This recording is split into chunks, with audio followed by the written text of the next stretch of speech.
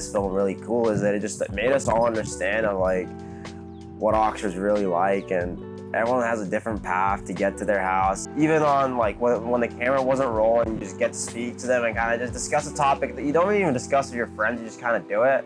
Like I was speaking to guys that I know for 2 years, and just some of the stuff that they just said, even off camera, was just really cool. I think it brought us really close together, and it kind of makes you appreciate how cool a town Oxford is. Egor spoke to student athletes Danny Fisher and Jack Hersig about their experiences in finding a home in TPC Oxford on Main Street, and the passive housing down to teammates.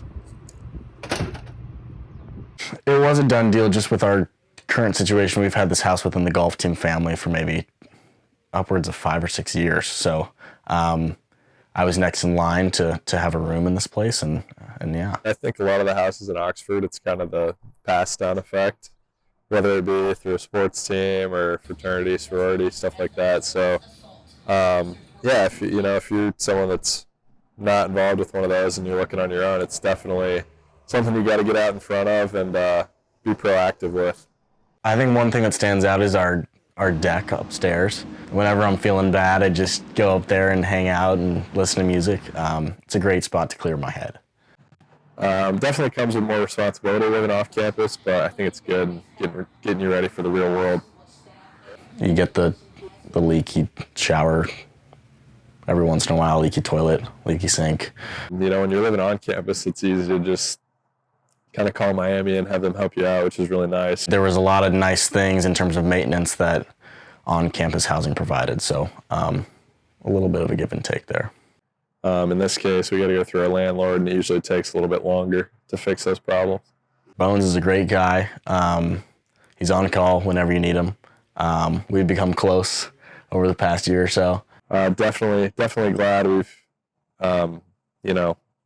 gone into business with a guy like Bones. He's been great. Cassie's roommate, regional student Liv Wiles, recalls her transition from the level 27 apartments to the doghouse on West Witherow. I found this house through friends. I didn't really have to do too much searching to find this place, which was really fortunate. And it just kind of happened. When I signed the lease, it was a very casual experience given that my friend's dad was our landlord. It was pretty easy to get through. It's pretty old, not gonna lie. There are a few things falling apart, but nothing too impossible to manage. I feel that it would be very tricky though to upkeep this house as a first-time person living in a home without the landlord that we have. He makes it a lot easier on us.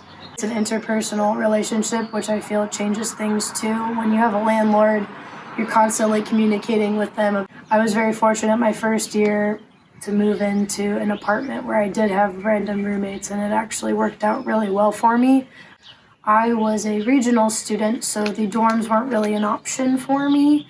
It was a little stressful, I would say, to search for apartments, especially since I didn't know anybody really at Miami. There are a lot of options on campus, and it's hard to kind of sift through. The apartment was dog water in comparison to this house. The apartment was pretty gross. We moved in 2020, so we were still in the midst of the pandemic, and they kind of used that as an excuse to not clean the apartment, which doesn't really make sense. So a lot of things were broken. Maintenance was really, really poor, but it stinks when you sign a lease and you expect 24-hour maintenance and then you don't get it when an emergency situation is happening. My landlord is way better than that maintenance department will ever be. Cassie spoke to student and campus resident Doug Siegel about his search for new housing off campus. Doug conducted his search by reviewing options online and driving around Oxford to find for rent signs around the neighborhood.